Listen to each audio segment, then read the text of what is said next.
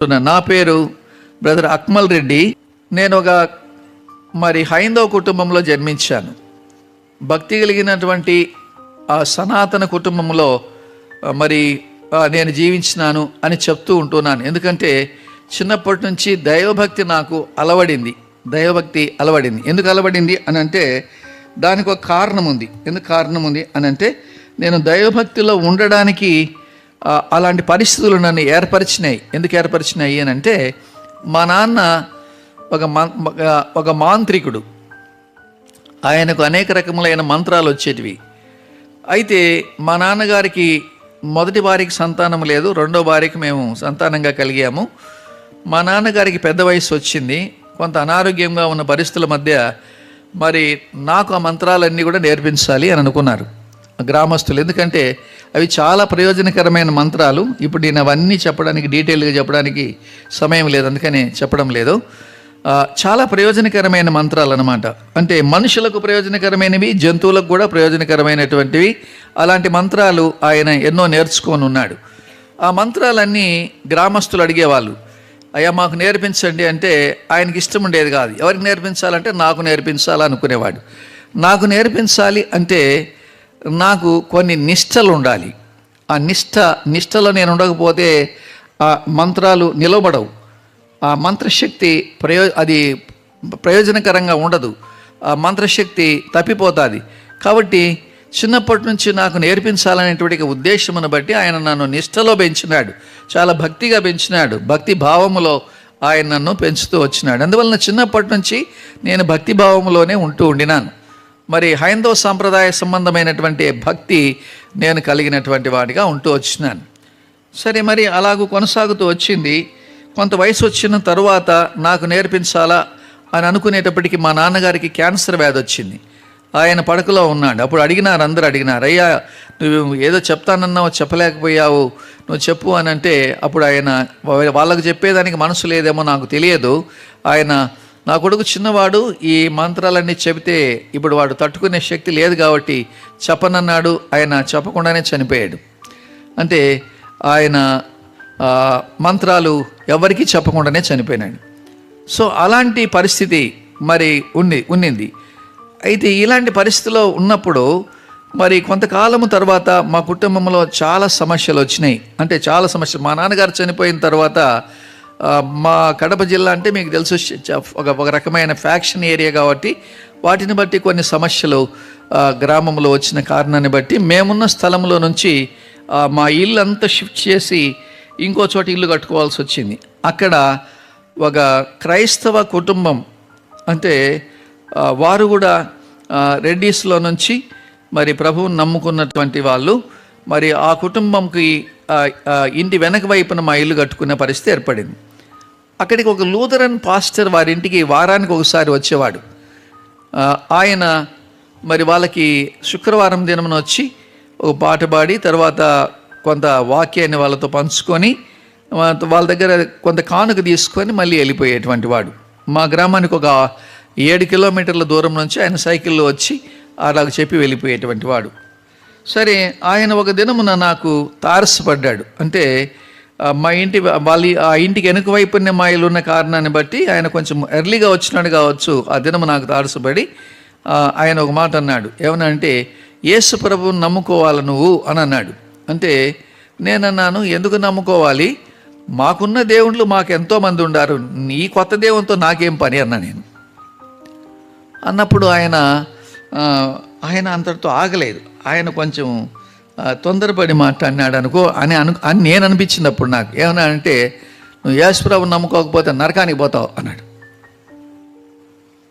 నాకు అది చాలా కోపం వచ్చింది. మాకున్న దేవుళ్ళు మాకున్నారు, మేము వాళ్ళని నమ్ముకొని ఉన్నాము. ఈ కొత్త దేవునితో మాకేం పని? నమ్ముకోకపోతే నరకానికి పోవని ఎందుకంటే అంటే మేము నమ్ముకున్న వాళ్ళంతా నరకానికి తీసుకొని పోతారా అని నాకు చాలా బాధ కలిగింది, నొప్పి కలిగింది, కోపం వచ్చింది. సరే, అప్పుడు ఎవరింటికి అయితే వాళ్ళు వచ్చినాడో వాళ్ళ ఇంట్లోకి మేము అట్లాగే మాట్లాడుకుంటూ వెళ్తే వాళ్ళు అక్కడికి వెళ్ళిన తర్వాత, నాయన ఎందుకు ఇంత గొడవ, ఎందుకు ఆ పెద్ద ఆయనతోనూ అవసరత పడాల్సిన అక్కర్లేదు. నాకు అప్పటికి 14 సంవత్సరాల వయసు ఉంటుంది, ఆయనకు దాదాపు 60 సంవత్సరాల వయసు ఉంటుంది. ఇంత పెద్ద ఆయనతో నువ్వు గొడవడాల్సిన అవసరం ఏముందిలే, నీకు ఇష్టం ఉంటే నమ్ము, ఇష్టం ఏదో అన్నాడు ఆయన, దాన్ని తేలిగ్గా తీసుకోరాదా అని వాళ్ళు సర్ది చెప్పే ప్రయత్నం చేసినారు. సరే, ఇంక ఆగిపోయింది. దాని తర్వాత వాళ్ళు నేను వద్దామనుకుంటుంటే నాకు ఒక చిన్న పుస్తకం ఇచ్చినారు. ఆ పుస్తకం ఇచ్చి, ఈ పుస్తకాన్ని చదివి, ఒకవేళ నీకు ఇష్టం ఉంటే చదువు, ఇష్టం లేదంటే మరుసటి రోజే మాకు తీసుకొచ్చి, లేకపోతే నీకు ఇష్టం ఉంటే మొత్తం చదివిన తర్వాత తీసుకొచ్చి అని చెప్పారు. ఆ పుస్తకం ఏంటంటే ఏది నిజము అనేది పండిత ఫ్రాన్సిస్ గారు రాసినటువంటి పుస్తకము. ఆయన పండిత ఉమామహేశ్వరరావు అని ఒక బ్రాహ్మణుడు, ఆయన యేసుక్రీస్తు వారిని ఎందుకు నమ్ముకోవాల్సిన పరిస్థితి వచ్చింది అని వేద సారానంతటినీ కూడా ఆ పుస్తకంలో రాస్తూ వాటిని అందులో పొందుపరిచాడనమాట. ఆ పుస్తకాన్ని నాకు ఇచ్చారు వాళ్ళు. నేను ఇంటికి వచ్చిన తర్వాత మెల్లగా ఆ పుస్తకాన్ని చదవడం ఆరంభించాను. నేను మొట్టమొదటి పేజీ అలా తిప్పుతూనే నాకు ఒక శ్లోకం కనపడింది. ఆ శ్లోకము నేనంటే ఇప్పుడు ఏమనుకోవద్దండి, నేను అన్నీ చెప్పలేను, కానీ ఒక 4-5 శ్లోకాలు మాత్రం మీకు జ్ఞాపకం చేస్తాను. ఎందుకంటే ఆ సాక్ష్యానికి అవసరమైనవి మాత్రం గుర్తు చేస్తాను. దాంట్లో ఏముందంటే, సమంత్రిమూర్తయే తుభ్యం ప్రాకృష్టే కేవలమాత్మనే గుణత్రయ విభాగాయ పశ్చాద్భేదముపేయే అనే శ్లోకం ఉంది. ఆ శ్లోకానికి కింద అర్థం కూడా రాసి పెట్టున్నారు. అంటే, ఓ త్రిమూర్తియగు దేవ, సృష్టికి మునుపు నీవు ఆత్మయ్యి ఉన్నావు, త్రిగుణములను పంచిపెట్టుటకు నీవు విభాగింపబడిన ఒక్కగానొక్క దేవుడవు అని దాని భావాన్ని కూడా రాసిపెట్టారు. నేను దాన్ని చదివిన వెంటనే నాకు పరిపరి విధాలైనటువంటి భావాలు రావడం మొదలుపెట్టినాయి. ఎందుకంటే, నీవు ఆత్మస్వరూపి అయినటువంటి వాడవు, నీవు నిరాకారివి, నీకు ఏ ఆకారము లేదు అనేటువంటి ఆ యొక్క భావం అంతా కూడా నాలో బయటికి వస్తూ ఉంది. అంటే ఆ చిన్న వయసులోనే మీకు అట్లా వచ్చిందా అని అడగచ్చు, మీకు డౌట్ రావచ్చు. ఎందుకు రావచ్చు అని అంటే, మా నాన్నగారు, నేను పెద్ద మాంత్రికుడు, ఆయన మాంత్రికుడు అని చెప్పాడు కదా, ఆయన ఏం చేసేవాడంటే, మా ఇంట్లో చాలా విగ్రహాలు ఉండేవి. ఎన్ని విగ్రహాలు ఉండేవి, చాలా విగ్రహాలు ఉండేవి. అంటే అనేక దేవస్థానాలకు వెళ్ళినప్పుడల్లా వాళ్ళు తీసుకొచ్చారు, ఆ గోడలకు తగిలిచ్చారు. కానీ నాకు ఆ 14 సంవత్సరాల వయసు వచ్చేంత వరకు ఒక్కరోజు కూడా ఆయన ఊదుగడ్డి తీసుకొని దానికి అలా అనడం కానీ, లేకపోతే దానికి పూజ చేయడం కానీ, దానికి చేతులెత్తి నమస్కారం చేసినట్టు ఒక్క దినం కూడా నేను చూడలే. ఆయన ఎప్పుడు అలా చేసేటువంటి వాడు కాడు. కానీ ఆయన ఏం చేసేవాడంటే, చాలా నిష్ట కలిగినటువంటి వాడు కదా. మరి అమావాస్య అర్ధరాత్రి ఆ టైంలో ఆయన వెళ్ళి బావిలో ఆ రాత్రంతా గడిపేటువంటి వాడు. చాలా నిష్ట కలిగినటువంటి విషయాలు ఎన్నో చేసేటువంటి వాడు. అయితే ప్రతి దినము పని చేసేవాడు. పొలం నుంచి వచ్చినటువంటి ఆ రాత్రి ఏ టైం అయినా సరే ఆయన స్నానం చేసి ఇంటి లోపలికి వెళ్ళి చిన్న గూడు ఉండేది. ఆ గూడులో మరి ఆముదము చేత వెలిగించినటువంటి ఒక ఒత్తిని ఆయన మండించి దీపానికి నమస్కారం చేసి బయటకు వచ్చి భోంచేసేవాడు. చాలాసార్లు నేను ఎన్నోసార్లు గమనించినప్పుడు నాతో ఒక మాట అనేవాడు. ఏమన్నాడంటే, ఎప్పుడు కూడా మనం వాటికి నమస్కారం చేయకూడదు, దీపానికి మాత్రమే నమస్కారం చేయాలా, దీపారాధన చేయాలా అనేవాడు. నాకెందుకు ఆ మాట ఆయన చెప్పేవాడో నాకు అర్థమయ్యేది కాదు. ఎందుకంటే చిన్న వయసు కాబట్టి ఏం అర్థమయ్యేది కాదు. ఎప్పుడైతే ఈ శ్లోకం చదివినానో నాకు చాలా భావాలు వస్తూ ఉన్నాయి. ఎందుకు మా నాన్న అలాగ చెప్పాడు, ఎందుకు చెప్పాడు అనేటువంటి భావము లోపల ఉంది. కాబట్టి అక్కడ దాంట్లో ఒక అర్థం వస్తూ ఉంది. దేవుడు ఆత్మస్వరూపి, ఆయనకు ఎలాంటి రూపము లేదు, ఎలాంటి ఆకారము లేదు, నిరాకారుడైనటువంటి వాడు. మరి ఆ ఆత్మస్వరూపి అయినటువంటి దేవుడు 3 రూపాలుగా ఉన్నట్టుగా అగుపడుతున్నాడు. కానీ ఎందుకంటే ఆయన చేసే 3 కార్యాలను బట్టి 3గా విభజించబడినట్టుగా కనబడుతున్నాడు. కానీ ఆయన 3 కాదు, ఒక్కడే. కాబట్టి దేవుడు ఒక్కడు, ఆయన ఆత్మస్వరూపి, ఆయన 3 రకాలైన పనులు చేస్తున్నాడు అనేటువంటి ఆ మాట ఆ యొక్క శ్లోకంలో కనబడుతుంది. అంటే ఈ శ్లోకాన్ని ఆ పేజీలో మొట్టమొదటి భాగంలోనే రాస్తూ మహాకవి కాళిదాసు కుమార సంభవము అనేటువంటి యొక్క పుస్తకాన్ని రాస్తూ ఆ దేవునికి నేను అర్పణగా ఇస్తున్నానని ఈ శ్లోకం రాశాడని ఆయన కింద దాన్ని అంతా రాశాడు. సరే, అది అయిపోయింది. అది చదివినప్పుడు నాకు కొంత కలకలం మొదలైంది. అంటే మా ఇంట్లో నేను ఆ విగ్రహ పూజ చేసేటువంటి వాడిని, తర్వాత మరి గుడిలోకి వెళ్ళేవాడిని, భజన చేసేటువంటి వాడిని, గుడిలోకి వెళ్ళేవాడిని, పాటలు పాడేవాడిని, పద్యాలు పాడేవాడిని, చెక్క భజన చేసేవాడిని, ఇవన్నీ చేసేటువంటి వాడిని. కాబట్టి ఎప్పుడైతే ఈ శ్లోకం చదివినానో కొంత లోపల అలజడి మొదలైంది. సరే, మళ్ళీ చదువుదాము అని మళ్ళీ ఓపెన్ చేస్తే మళ్ళొక ఇంకొక శ్లోకం కనబడింది. ఆ శ్లోకము ఏమిటి అని అంటే మనకందరికీ చాలామందికి తెలిసినటువంటి విషయమే. అది అసతోమా సద్గమయ తమసోమా జ్యోతిర్గమయ మృత్యోర్మాం అమృతంగమయ అని. అంటే ఆ శ్లోకానికి అర్థం కింద రాసినాడు ఆయన, నేను అసత్యమును నీవు సత్యము, నేను చీకటిని నువ్వు వెలుగు, నేను మృతుడను నాకు మరణముంది నీకు మరణము లేదు. అయితే నా కోరిక ఉంది, నేను చేరుకోవాలని ఆశ ఉంది, చేరుకునే మార్గాన్ని ప్రసాదించు ఓ దేవా అని ఒక మహర్షి ప్రార్థన చేస్తూ ఉన్నాడు అనమాట. అంటే తపస్సు చేస్తూ ఉన్నాడు. మనం ప్రార్థన అంటాము, వాళ్ళు తపస్సు అంటారు. సరే, తపస్సు చేస్తూ ఉన్నాడు అనమాట. ఆయన 1000 సంవత్సరాలు చేశాడట. 1000 సంవత్సరాలు తపస్సు చేసి అలా అడుగుతున్నాడంట. సరే, ఏమిటి ఆయన బాధ ఏంటంటే, నేను అసత్యాన్ని నీవు సత్యం. అంటే దేవునితో చెప్తున్నాడు అనమాట, నేను అసత్యాన్ని నీవు సత్యము, నేను చీకటిని నీవు వెలుగు, నేను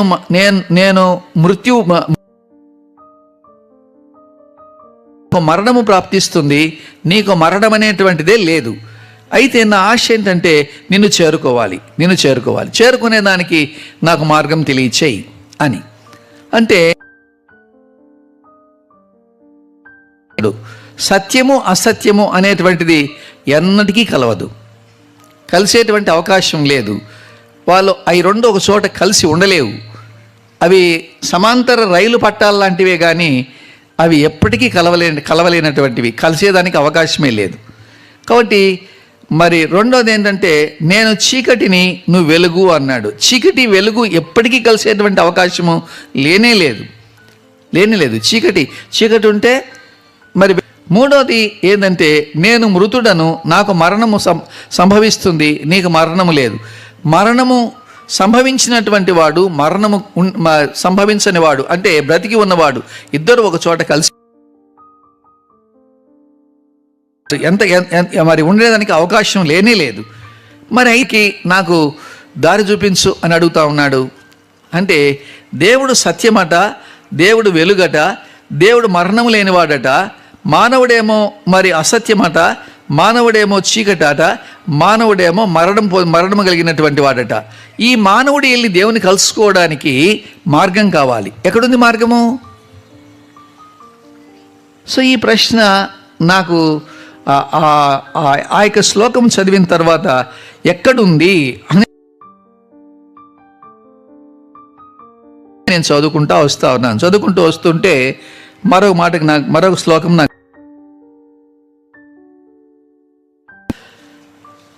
సర్వలోక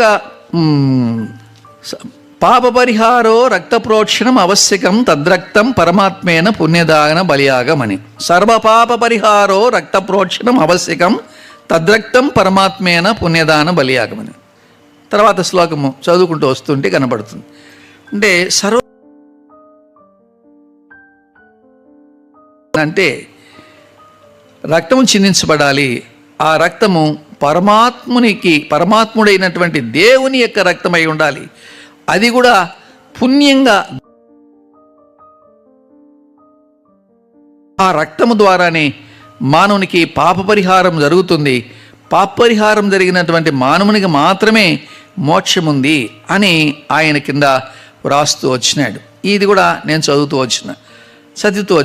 అంటే ఇది చదివిన తర్వాత నాకు ఒక విషయం గుర్తు వచ్చేదనమాట. అంటే పాపము ద్వారా మరి పరిహారం జరుగుతుంది, అంటే పాప పరిహారం జరుగుతుంది అంటే రక్తము ద్వారా పాప పరిహారం జరుగుతుంది. ఈ విషయము ఎందుకు గుర్తొచ్చింది, దాని విషయమైనటువంటి ఒక ఆలోచన ఎందుకు వచ్చిందంటే, మాది ఒక చిన్న కుగ్రామము, ఆ తాలూకాకి దగ్గరలో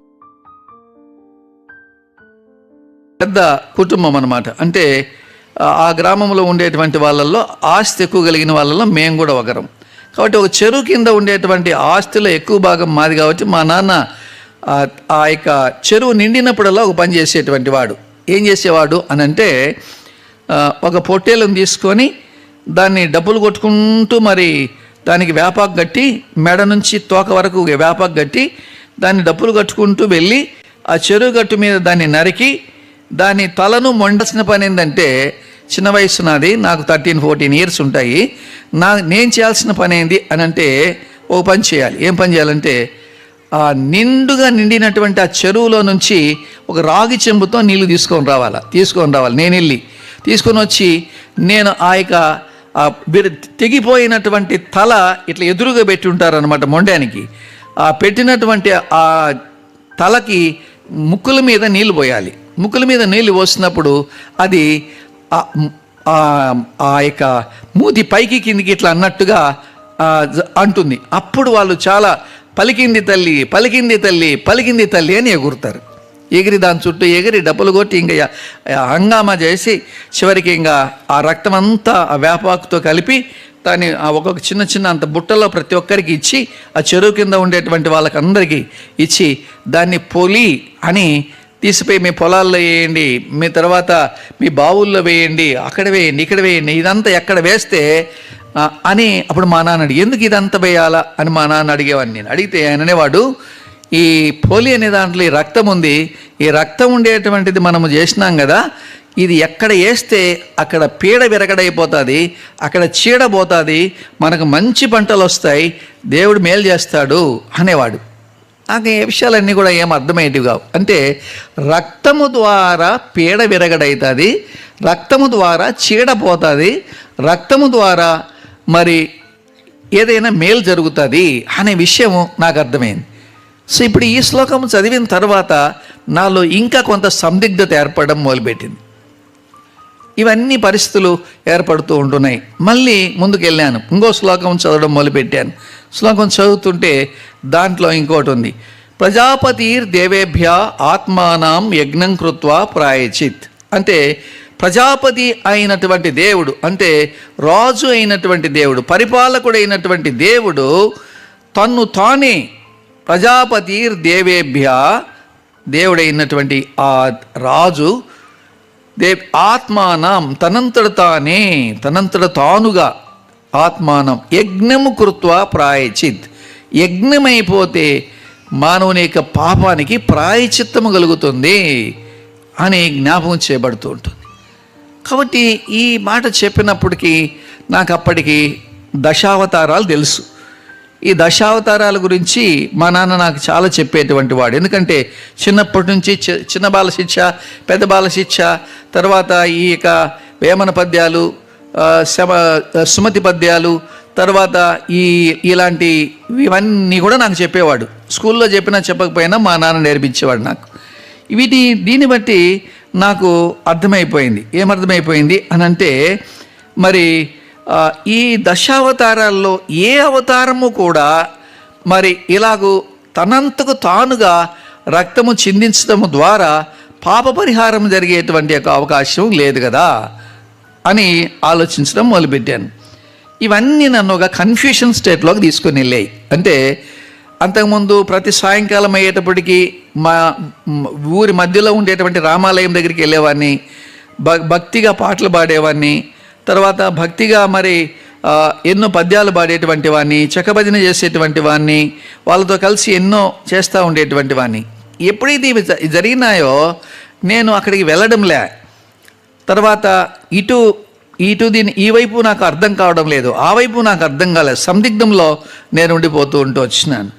సరే, ఇంకా చదువుతుంటే ఇంకా ఎన్నో విషయాలు చదువుతుంటే ఇంకా ఇదంతా కన్ఫ్యూషన్గా ఉంది. నేను ఇప్పుడు అనుకున్నాను, ఏం చేశానంటే ఇంకొద్దులే అనుకొని ఈ పుస్తకాన్ని తీసిపోయి వాళ్ళకి ఇచ్చేద్దాం అనుకొని ఆ పుస్తకం తీసిపోయి వాళ్ళకి ఇవ్వడానికి పోతే వాళ్ళు అడిగారు, ఎందుకు చదివావా అని అడిగారు. చదివినాను అన్నాను. చదివితే మరి ఏమర్థమైంది అన్నారు. అంటే నేను అన్నాను, నాకేదో కన్ఫ్యూషన్గా ఉంది, ఒకటి మాత్రం నాకు అర్థమైంది అన్నాను. ఏమర్థమైంది అన్న, నేను ఇంతవరకు దేవుళ్ళని ఎవరిని భావిస్తున్నానో వాళ్ళు కాదని మాత్రం నాకు అర్థమైంది అన్నాను.